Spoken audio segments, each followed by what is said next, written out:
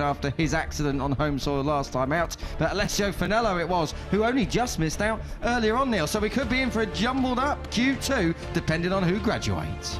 Yeah, absolutely. And as you saw in that list, a couple of big hitters, a couple of surprise names in this Q1 session. We've had a couple of top-heavy Q1 sessions of late, haven't we, in MotoE in the last couple of weeks? You can see Hector Garzo, the reigning champion, has had a far from straightforward title defence, and he'll be coming through this session. He hopes, at least, and hardly surprising to see Garzo getting up to speed a little slower than usual after he had a really complicated pre-season test here when he crashed out in the first session, which actually put him out of the rest of the test. We're just seeing on our screens there we might have a slightly delayed start. We're not exactly sure why that is, but more information when we get it. I just wonder if that's because of Enea Bastianini's turn 2 fall there at the end of practice in MotoGP. The bike did reach the air fence and it did go on top of it, so I just wonder that maybe they just need to check something over. Nonetheless, safety paramount, and we're willing to do a little bit of filling up here in commentary. And I tell you what, because he's just come in our headset to welcome himself to us, Elliot York down in pit lane. El, hello. Good afternoon, gentlemen. Yeah, I'm going to try and find out what the delay is for, but I did see the Ertz guys come through and just said, yeah, just a 5-minute delay, so we should be underway pretty soon. But good afternoon. It's pretty warm down here, got to say, and yeah, excited to see how this one plays out, gentlemen. It is lovely outside, isn't it? What a day to go racing. I tell you what a day for commentating as well. It's a balmy 16 degrees in air conditioning up here in commentary, Neil. I think we've definitely got the better one, the better deal out of that. Poor old El's going to be. It's a big old pit lane here in Barcelona, so he's going to be getting those steps in, doing a bit of walking. Yeah, absolutely. There you can see the MotoE grid primed and ready for these qualifying sessions coming up. Just a slight delay, a little hiccup along the way. And oh, there we have kiss cam.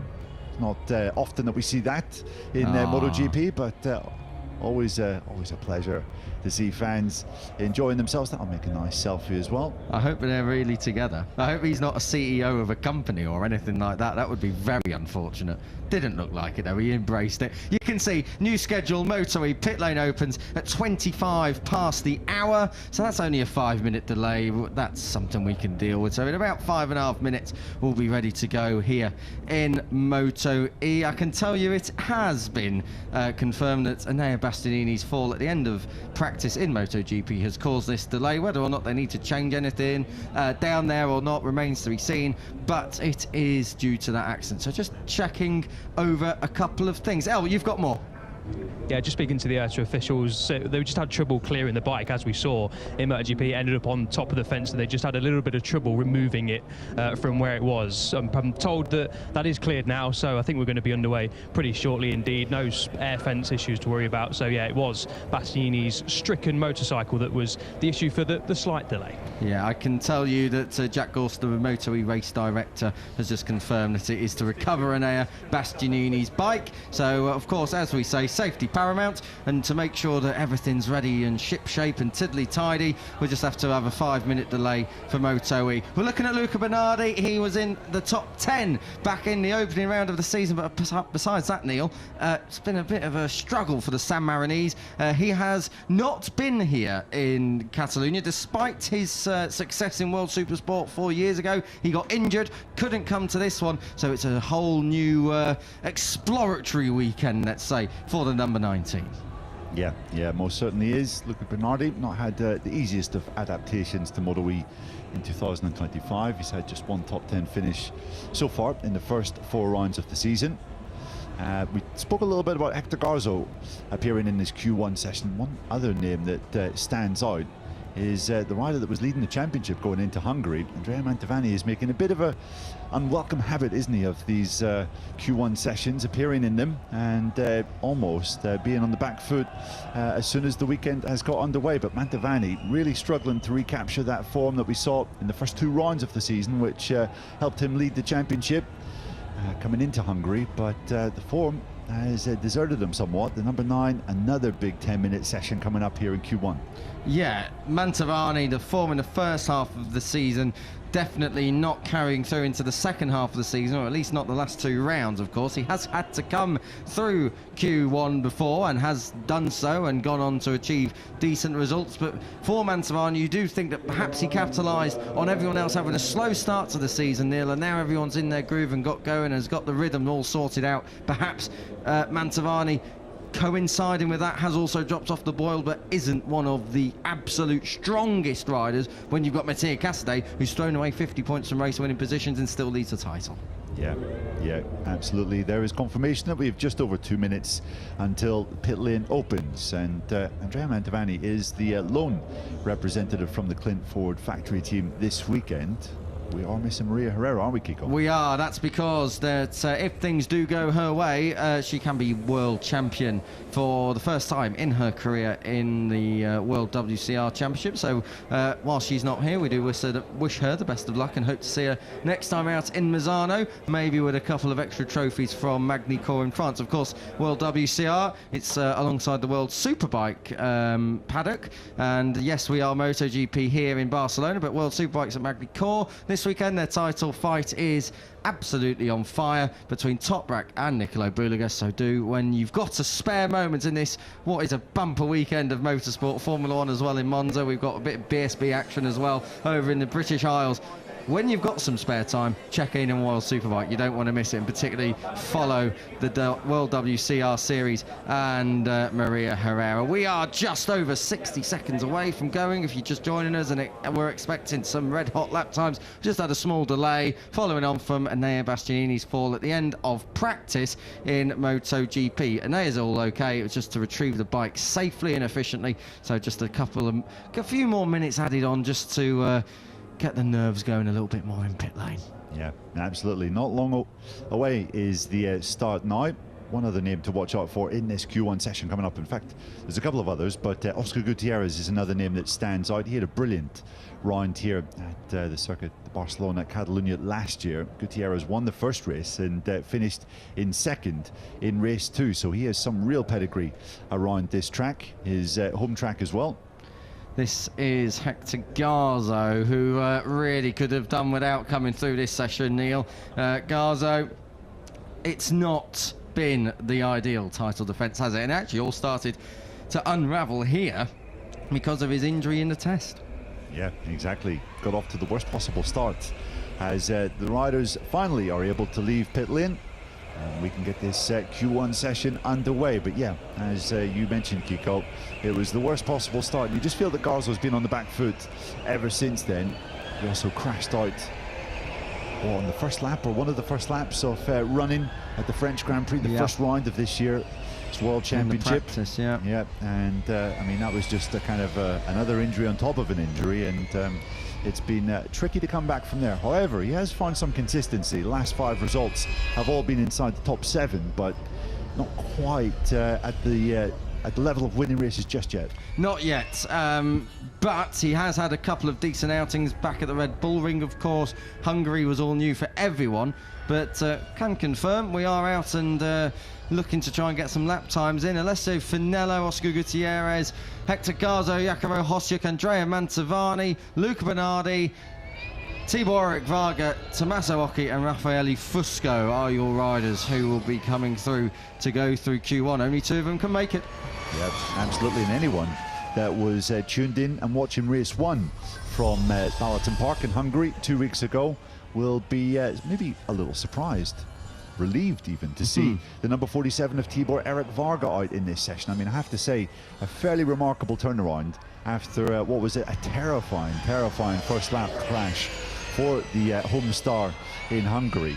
But he's here, he's back out on track, and you had the chance to catch up with him yesterday, Kiko. What did he have to say? I did. The first thing I said to him was, I do apologise for cursing you, because on Thursdays, of course, in the MotoE paddock, we do Inside the E paddock, and it was his home round, and after his best results of the season in Austria, we thought we'd go and catch up with Tibor. Unfortunately, it wasn't to be in race 1, as Neil said, but he was explaining that his arm was the main thing that was hit, and that he's got a little bit of bruising and he's still plastered up.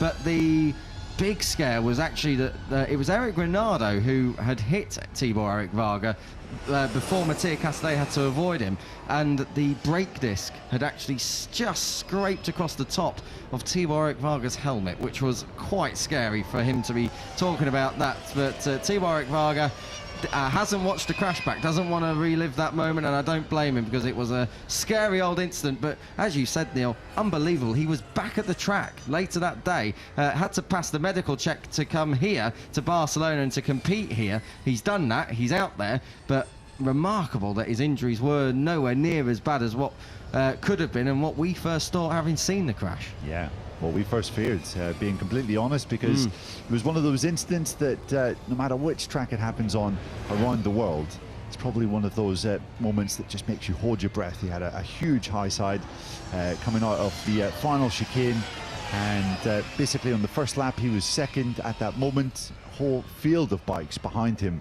trying to avoid him and make sure they don't hit him from behind, and he was so fortunate to not be collected in a more substantial and scary way.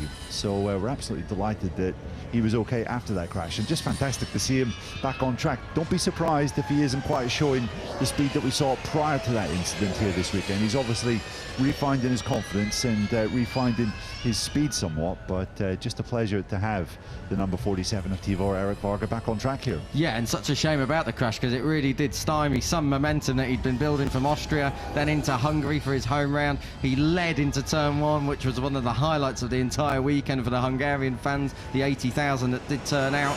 So Tibor Erik Varga, the pace is there. He might just need to reboost and reset a little bit before he goes all guns blazing once again. The first times are coming in here. MotoE Q1 in Barcelona. Jacopo Hosjuk at the moment, a 48.5. Vinello, your second rider across the line, on a 48.737. But expect those times to continue to tumble right the way through this what is now just over 5.5 minute session remaining for Q1. Yeah, the pitch of your voice is just about returned to normal after that first corner in race one in Hungary a couple of weeks ago, Kiko. But yeah, you're absolutely right. A couple of fast lap times coming in here. Jacopo Hosjuk going fastest at 48.5. Just for reference, Mattia Casadei in practice earlier today, the fastest off the lot, a 147.551. So we've still got a second or thereabouts out there on the track. And Andrea Mantovani keen to progress through this session, something he was not able to do in the last two occasions, actually, the last two times that we went out in Hungary and the week before that in Austria. But good stuff from Mantovani. He's just been pushed out of the top two, though. He has, in third. The mad thing about Andrea Mantovani, I can't believe this, but I was double checking it before we came on air, he hasn't automatically got into Q2 all season. He's been in every single Q1 session, so he definitely likes burning tyres. And yeah, Andrea Mantovani, that extra track time has definitely at some points benefited him, but not all, and he's going to try and have to work this one out here in Barcelona as well. And hopefully by the time we go green again next time out, he won't need to go through Q1. But really a very tricky season for Andrea Mantovani as far as qualifying is concerned. But of course he's still in this title race. Across the line for Jacopo Hosjuk, that's a 48.294. Hosjuk earlier on today, what did he manage? He managed a 48.6, so that is 4/10 quicker than what he managed to do early on. Oh, yellow flags in sectors 3 and 4. Now, I presume that's at turn 10. We have a green light panel on the exit of turn 10, so that would suggest to me that someone has gone down. Oh, I thought it was one of the 658 riders, and it is Raffaele Fusco. You can see the airbag's gone off. He's not that big in real life. Good to see he's up on his feet, but yellow flags. Oh, and we've got Oscar Gutierrez down as well, have we? Has he followed him in, or is that just a mistaken graphic, perhaps? Raffaele Fusco has definitely gone down, but what a shame. No, Oscar Gutierrez is up and okay. I think Oscar Gutierrez was passing the scene of the incident, and his lap has obviously gone away, and he's obviously not very happy with Tibor Erik Varga trying to get a tow as well. But I can confirm Raffaele Fusco, the only crasher down there at turn 10. Yeah, good to see him up and walking away. A little bit of frustration there for Oscar Gutierrez, because as you can see on the left-hand side of your screen, he had 3 red sectors on that flying lap. Obviously, he then probably encountered the yellow flags down at turn 10, and that is a very forlorn-looking Italian trying to find, I think, maybe a lift or a way back into the paddock from there. Yeah, he's obviously lost the front going in. And Raffaele Fusco, well, it's been far from a memorable rookie season on the Ongetta 658 Squadricorsa machine, and that is another one for the catalogue of troubles that he and that team in general in 2025 have had in MotoE. The yellow flags are still out down at sectors 3 and 4. You can see at the top of shot as well that the rider Fusco was just walking back, so he's going to go behind the barrier, and hopefully by the time he's behind there, the yellow flags will be in. But a lot of lap times being cancelled, and that leaves just 2.5 minutes to set your best lap time to go through to Q2. Yeah, and two names that will be sweating will be Hector Garzo, currently in 8th, and Oscar Gutierrez in 7th. As it stands, they're 14 seconds off the fastest time, and that is not an indication of just their lack of speed, but the fact that they have encountered those yellow flags, not being able to manage a clean lap time so far. Hector Garzo is intent on putting that right on this latest lap here. The yellow flags are in as well, as you can see, so these laps will count because they're not quite in the crash zone just yet. Coming through sector 3, Gutierrez a 10th off, Tibor Eric Varga just over a 10th off, Hector Garzo just under 4/10 under the top time at the moment, so we're going to be in the 47s if you can hold that. Coming up through turn 12 now, Hector Garzo would really do with this. We're going to follow him round. This is the exit of turn 12. He's got a good amount of room to build into here. Tibor Eric Varga's no slouch either, so a good marker and some good pace and good space to build through. Turn 14 now, asking for the power, run it out over the curb, drive into the line. Is it going to be enough? Varga goes third, but Garzo goes first, and that looks to have booked his provisional place into Q2, just over a quarter of a second ahead of Jacopo Hosjuk, the Romanian rider, who is the other rider who looks like he's going to be joining the reigning champion on the ascendancy towards the pole shootout. Yeah, not bad stuff then from Hector Garzo. He's got half a second on hand over Oscar Gutierrez in 3rd position. Will that be enough, that lap time, to confirm a spot in Q2? You rather fancy it will. Gutierrez, though, is on another fast lap time. He is just 0.05 of a second off through split number 1. So I think number 99 of Oscar Gutierrez is who we have to keep our eyes on. This is Alessio Finello coming through turns 13 and 14. He's 8/10 off. 3 completed sectors into this lap, and Gray, so it doesn't look like this is going to improve him, but he will get one more flying lap. Luca Bernardi sets a lap time. That puts him in 7th place. We pick up now Oscar Gutierrez, who's got Tibor Eric Varga, and then it is Hector Garzo, who's just in behind. So they are all 3 tied together. The clock is counting down. Garzo looking to see if he can make a move. Look at Mantovani as well. Mantovani is not out of this just yet as well. Oh, we might be now half a second off at the 3rd checkpoint, but they come through turn 11 and up towards 12, and I think Tibor Eric Varga might just be getting in Garzo's way, but it doesn't matter at the moment because Garzo looks set to move through. Tommaso Occhi is the first rider to take the checkered flag. He's confirmed as 8th, so it looks like the Ongetta 658 squad, I said their catalogue of problems, 8th and 9th, that's last 2 places on the grid for Paolo Simoncelli's team. Driving to the line, does anyone improve? Gutierrez, oh, just misses out, so it's 3rd for him. Varga improves lap time but goes 5th because Mantovani comes through but misses out, so Andrea Mantovani's 5th time in Q1 does not reward a 3rd graduation out of those 5 attempts. But it does mean that Hector Garzo and Jacopo Hosjuk, for the 2nd round running, Neil, moves through to join the pole shootout with the already seeded 8 riders from today's practice. Yeah, good stuff from Hosjuk, who is a bit of a coming force in MotoE this year. He was on course for his best result in Hungary in race 1 when he crashed out, unfortunately, of a spot inside the top 7. Looked as though maybe a first ever top 6 was on the board for him on that occasion, but he's done well here today. You just have to look at 2 of the names behind him, multiple MotoE race winners.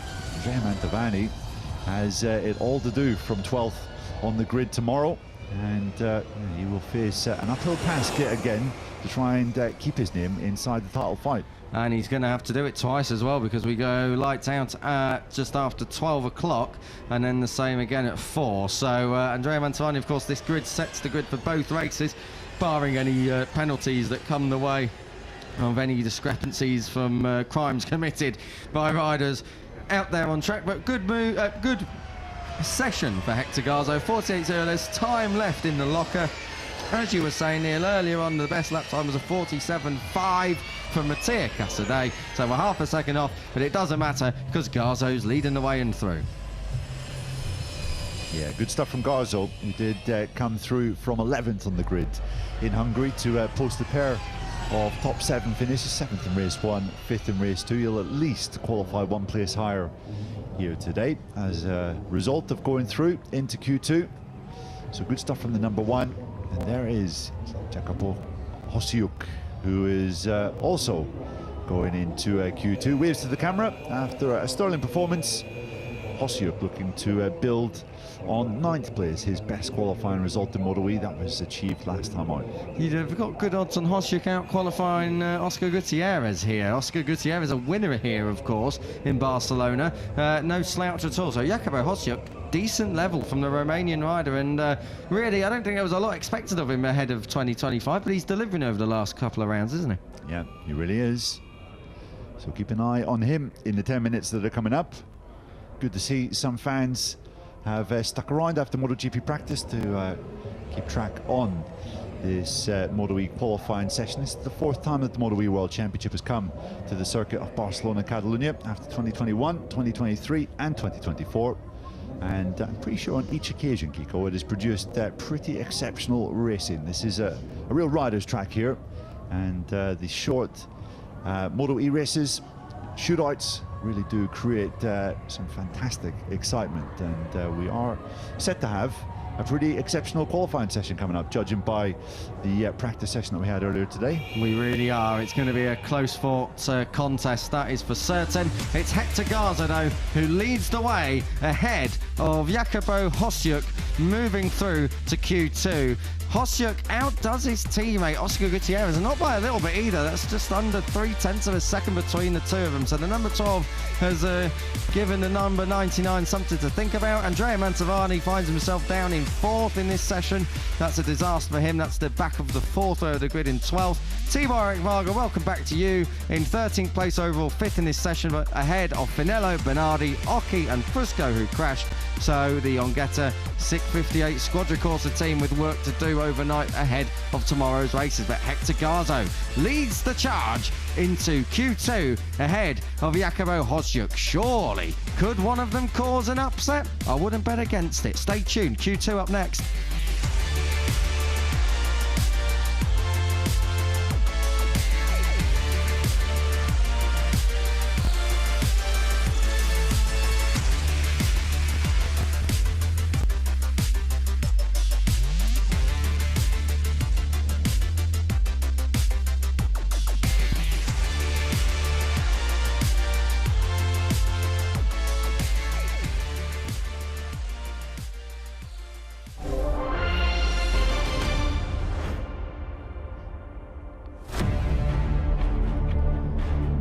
There may be some dark clouds overhead here at the circuit of Barcelona, Catalonia, but don't worry, ahead of our commentary position I can tell you that it is nothing but blue sky, and there's a lot of it, so I think we're going to get away with this one here. Q2 for the FIM MotoE World Championship, not far away from firing into life. We have both races coming up tomorrow.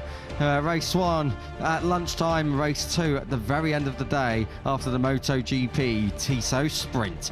You're in the company of myself, Kiko Giles, Neil Morrison to my left, and down a long way in pit lane somewhere, Elliot York is gathering all the stories. But up here in commentary, so far we've had Q1, and it is Hector Garza and Jacopo Hosiuk who moved through. So the Spaniard and the Romanian joining the riders who are already through from Q1 from practice earlier today, making it a 10-rider shootout, and we've only got 10 minutes as well. We have a small delay. That's due to an accident for Enea Bastianini at the end of MotoGP, and just giving a little bit more time for his bike to be recovered. But a 5-minute delay is nothing that we can't deal with. On the left-hand side, qualifying 2, Casadei, Granado, Ferrari, Spinelli, Zacconi, Zanoni, Torres and Baldassari are joined by Hector Garzo and Jacopo Hosiuk. They are the 10 riders who are going to go for broke and go for pole here in Barcelona to conclude day 1 of track action for the Monster Energy Grand Prix of Catalonia.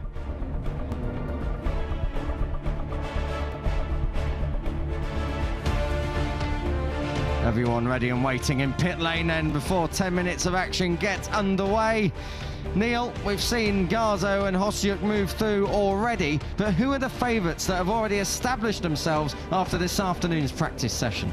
Well, I think you need to look out for former champion and double race winner last time out, the number 40 of Mattia Casadei, but he was given some stiff competition in practice earlier by the rider that was just on your screens there. Eric Granado, the Brazilian, does like this Barcelona circuit, and was on the podium yet again in Hungary last time out. He had a solid weekend, the fourth GP of the MotoE World Championship this year, and still just about in the shout for the championship this year is Eric. So I think the two LCR riders will definitely be in the mix. I think so too. Casadei is obviously your favourite, that's why he's championship leader, and you can't help but think if Eric Granado had a bit more luck on his side, he'd be a lot more, he'd be a lot closer and a lot more kind of in a rhythm, because he hasn't had a chance to get a rhythm. He's had a couple of falls and been pushed back at certain points in races, but unfortunately for the Brazilian rider, that crash in the opening round of the season when he crashed on his own and then was taken out by another bike coming in behind, it's just kind of rocked the boat a little bit. And into the second half of the season, yes, he's still in contention, but really Eric Granado is going to need to clear up the remainder of this season, and that's not something we've become accustomed to seeing, not because of Eric Granado, just the nature of MotoE. It's always a little bit random and it's a little bit more equal than just pure dominance. Yeah, as you said in your intro, 5 different winners this year, 11 different riders on the podium, 11 from a class of 18. That is pretty tremendous variety, you would have to say, so far. But if there is one rider that looks as though they can put a bit of a dominant stamp on affairs, it probably is Mattia Casadei after what we saw last time out. Right, Kiko, you would have to say his double victory in Hungary from pole position. Obviously he had been there previously with World Supersport and was a little bit of an advantage over to some of the rest of the field in terms of track knowledge, but yeah, I think Casadei is just starting to find his rhythm, and if he starts well tomorrow, I think it could be a bit of an uphill fight for the rest of the riders. He's had 4 podiums in 2025 and 2 poles, including last time out, so Mattia Casadei looking to make it back-to-back pole positions. The interesting thing as well with the title dynamics is that the rider in second place, Lorenzo Baldassarri, yes, he's a rookie and has a lot of experience, but he hasn't won a race. Mattia Casadei has won 3, but dropped the ball a couple of times, but it's that ability to win when he needs to. Lorenzo Baldassarri hasn't proven us that yet, but also it is his rookie season. He's still learning. So Baldassarri in second place, 14 points adrift of Mattia Casadei. You wouldn't have had Balda as the absolute favourite for the title, I don't think, coming in, and neither would you still at this moment, but he is the closest rival to Casadei, and he's the one who's consistently there. Unfortunately for Andrea Mantovani, yes, he's only 1 point further adrift of Baldassarri and 15 behind Casadei, but when you're qualifying outside the top 10, Neil, that's something you can't do week in, week out in MotoE. Yeah, absolutely agree with that.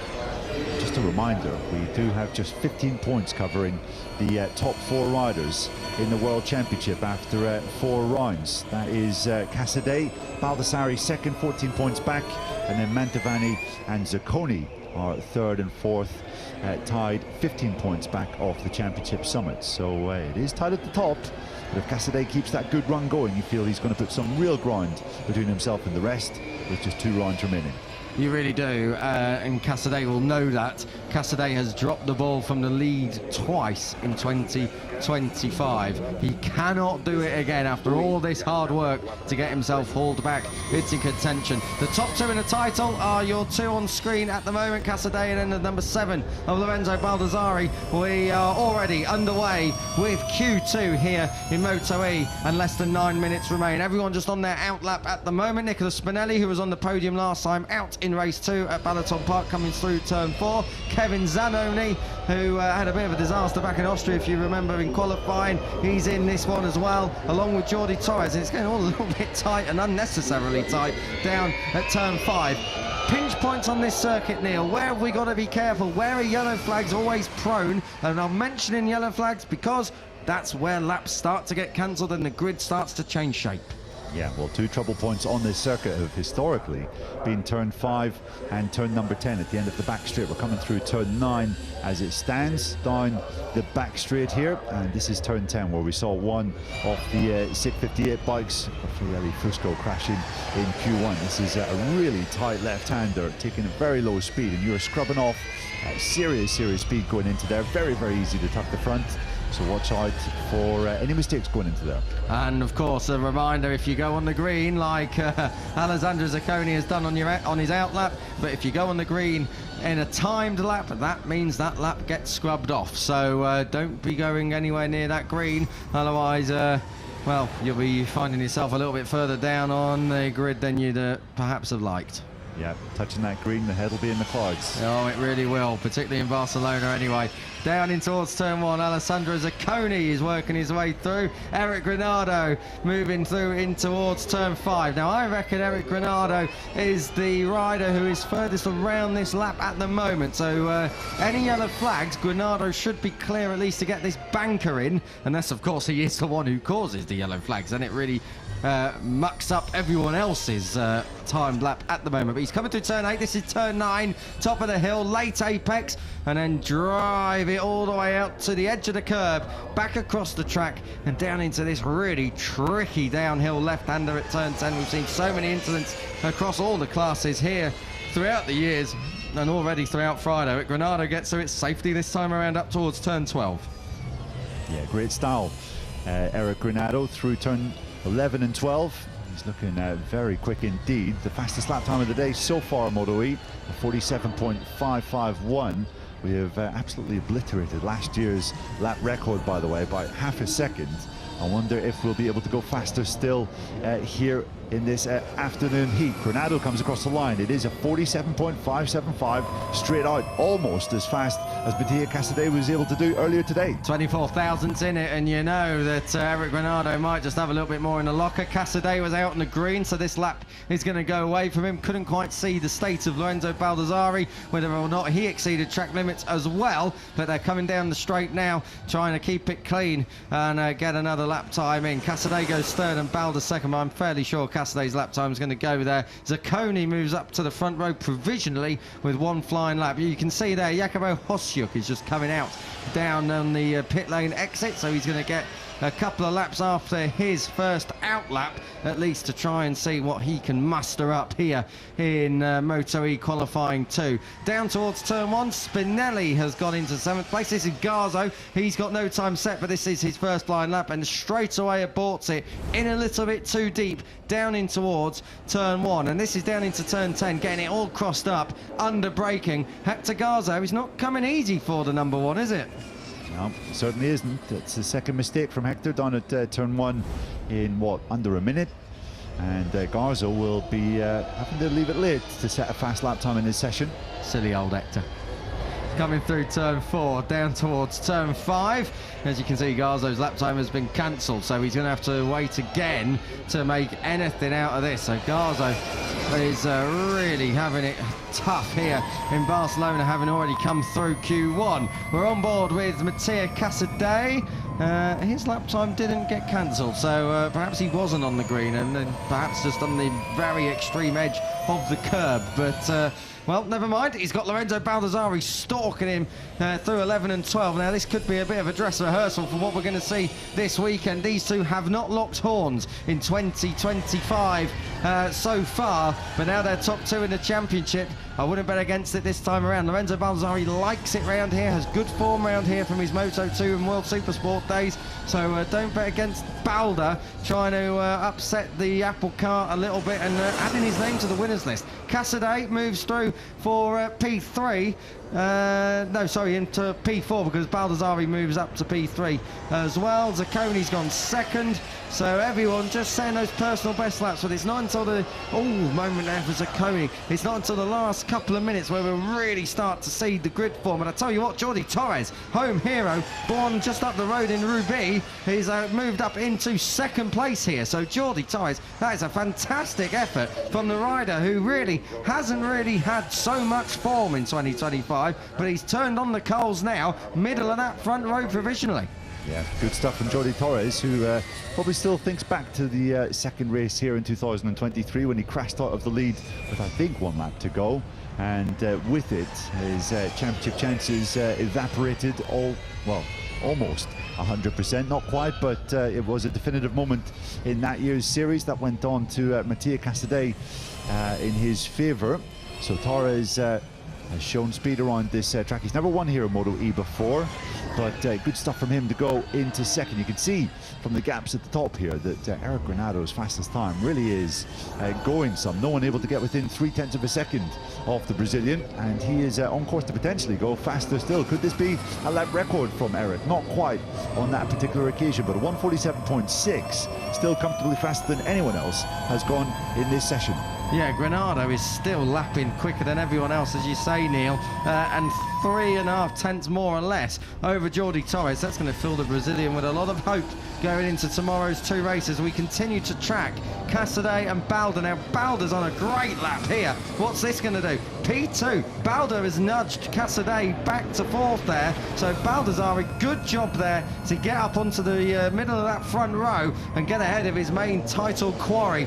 Casadei back to 4th. Spinelli could do more damage and goes 5th, middle of the 2nd row for the number 29, who was on the podium, of course, just a couple of weeks ago at Balaton Park. So Spinelli going very, very well indeed on the Rubicon Snipers MotoE machine. Hector Garzo still without a lap time. Oh, he's just come across the line, goes 9th, and will only have one more stab at this one. So Garzo on a 56.5 as well. That is nothing to write home about. Hector Garzo is having a nightmare Q2 here in Barcelona.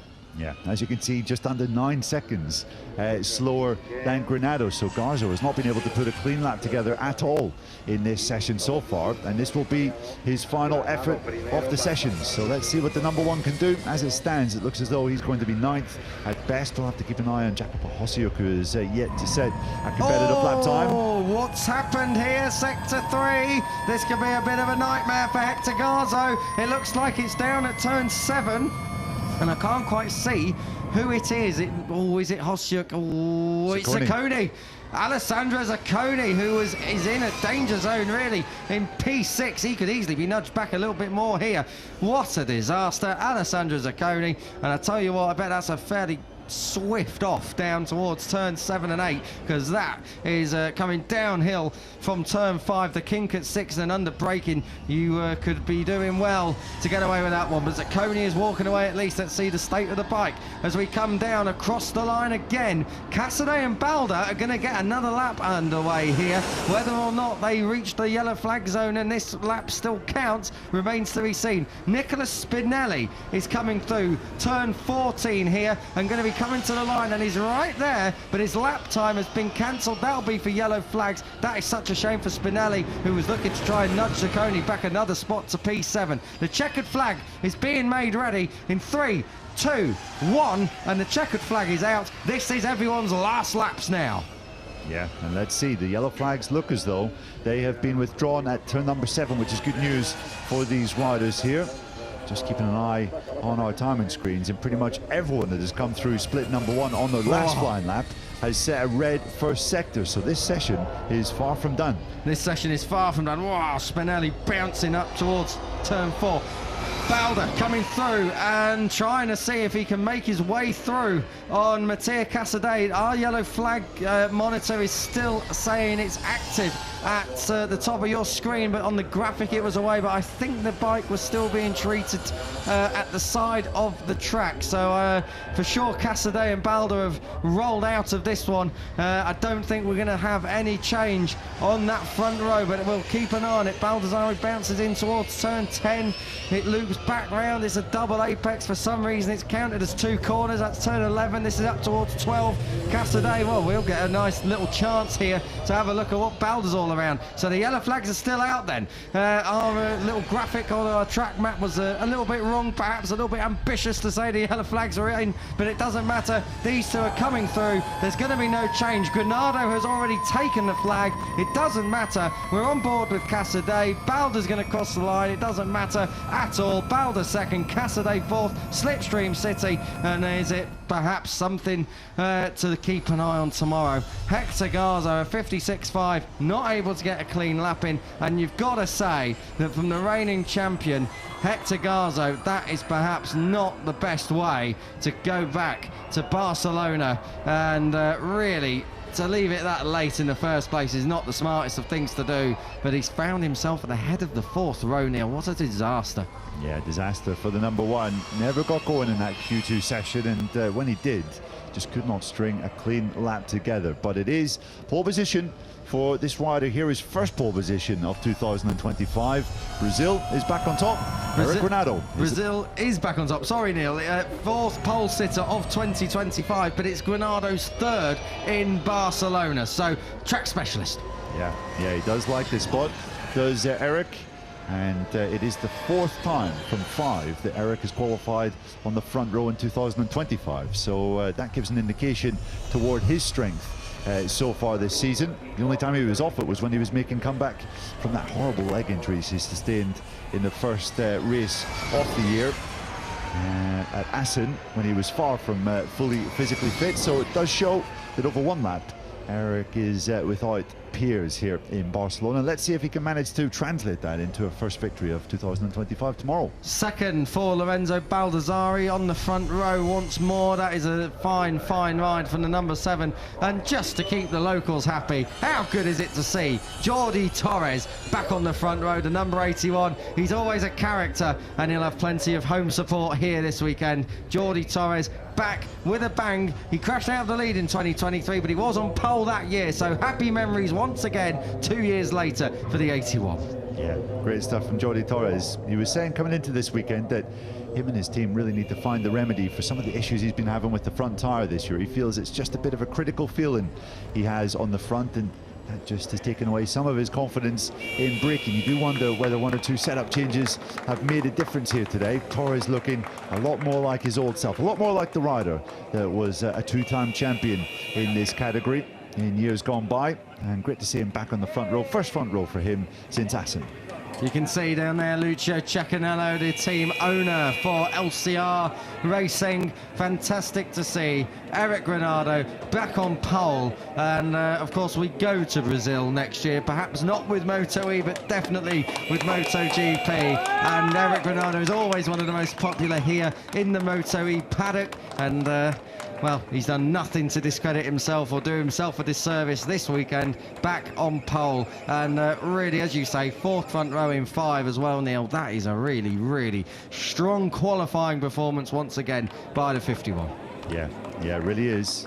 Bumped into Eric when we were out for dinner actually on the Saturday night in Hungary, just after race 1 and race 2, and he was so disappointed to have come away with 7th place in the second race. He felt that the potential was there for another podium, to make it back-to-back podiums in Hungary, but he was just maybe pushed around, bullied a little bit in that second race, didn't quite position himself perfectly in the final laps, and yeah, that was really playing on his mind even a couple of hours after race 2 had finished. But boy, has he come out swinging here in Barcelona, and he has put himself in a fantastic place to challenge for victory tomorrow.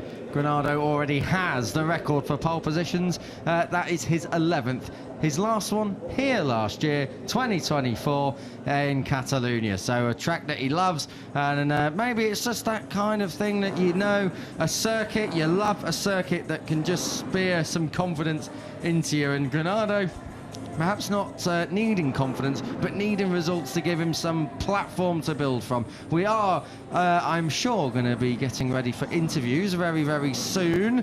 We're just seeing Jordi Torres down there taking the plaudits. Then it is next to him Lorenzo Baldassari with the blue cap on, talking with the team. But this is Jordi Torres back on the front row. Jordi, great to see you back on the front row. You must be feeling more confident this weekend of challenging for a podium and victories as well. Yeah, you can imagine how it's important right here for me, but for sure we do it at maximum as possible. Unfortunately, our qualifying practice now was a little disaster, because the last 2 laps we can do improvements, but anyway, we're still here. The other riders also are really close. you can imagine how is the race tomorrow, because everybody run more or less in the same pace. We'll see tomorrow, but for sure, always are happy to bring here the bike. Good luck for tomorrow's races. Thank you. Jordi Torres in the 5th round of this season. That's his 2nd front row, his first since Assen. Yep, good stuff from Torres, who's had a little bit of a lull in the last couple of weekends. Best result of 9th in the last 2 rounds, fallen well below the potential we know Jordi has. But good to see him back on the front row here as he poses for the camera. We'll catch up with Lorenzo Baldassarri pretty soon. You can just see an eagle eye over the park for me. That is our very own Elliot York, stood there with the white headphones, and Lorenzo Baldassarri moving in his direction. Indeed he is. I just wonder if Elle was photobombing there, Jordi Torres in the background. Well, it doesn't matter, because Lorenzo Baldassarri back on the front row. That's his 2nd in succession. Lorenzo, back-to-back front rows. You must be feeling confident again and feeling good on that MotoE machine. How are you feeling after qualifying and for tomorrow's races? Yeah, this front row is very important, because for sure tomorrow is usually here is a group race, so to stay in front from the beginning is good, is important. We have to keep strong like this. We are doing well from some races. We are consistently in front, so this is very important, and we have to keep improving. Don't relax, and let's see what happens. Great job. Good luck for tomorrow. Thank you. Thanks to the team. 2 from 2. He's still chasing that first win. What a time it would be if he can achieve it now. Yeah, he got his tactics spot on there. Maybe not quite good enough for pole position, but just tucked in behind Mattia Casadei throughout. Baldassarri, I've said it all year, still yet to finish outside the top 6 this season, which is a remarkable effort, a remarkable feat for his rookie campaign. He still chases, though, Eric Granado in the pole stand. He's just a 1/10 of a second between the 2 of them, and 7/10 covering your top 8. But it is your Barcelona master. A 3rd pole here from 4 opportunities. Eric Granado starts for P1 tomorrow. Eric, you seem to love it here in Barcelona. Another pole and a chance of fighting for victory. You must be feeling pretty good after that. Yes, I'm so happy. We did a great job all the day. You know, the precision here were so good, so we had a good base on the bike. I'm feeling better every race. It's true that I'm still recovering my confidence, my riding, my rhythm. So every race I'm feeling better. So I'm so happy with the job we did today. You know, alone, doing my job and preparing the race. So this is amazing. I'm so happy and ready for the race tomorrow. Great job. Good luck for tomorrow's races. Thank you. Valeu. Neil, we've had 5 winners. Can Eric Granado make it 6 of the best on Saturday in Barcelona? I think on the basis of what we've seen today, Kiko, he can absolutely do that. Will he be starting as the favourite? Well, quite possibly. He'll be starting from pole from both races. Eric Granado looking to put his name on that winner's roster in 2025, and well, he will be perfectly placed to launch 2 victory attacks on Saturday. He really will be, and well, he leads the grid, and that has got 50% of the work done, but of course no points in qualifying. That comes up tomorrow. But Granado for Brazil ahead of Italy's Lorenzo Baldassarri and Spain's Jordi Torres. A very international flavour to the front row. Casadei, Ferrari, Zacconi, Spinelli, Zanoni, Hosjuk and Garzo, your top 10. Gutierrez, Mantovani, Varga, Finello 14th, Bernardi, Occhi and Fusco down there in 17th position. But all in all, Eric Granado is your star of Friday afternoon here at the circuit de Barcelona, Catalunya. He's had 11 wins in MotoE. Will he be able to add to it? He's never won here. Perhaps there's a first time for everything. Join myself, Kiko Giles and Neil Morrison for both races at 12 and 4 tomorrow on Saturday, and enjoy the rest of the Catalan GP. Goodbye.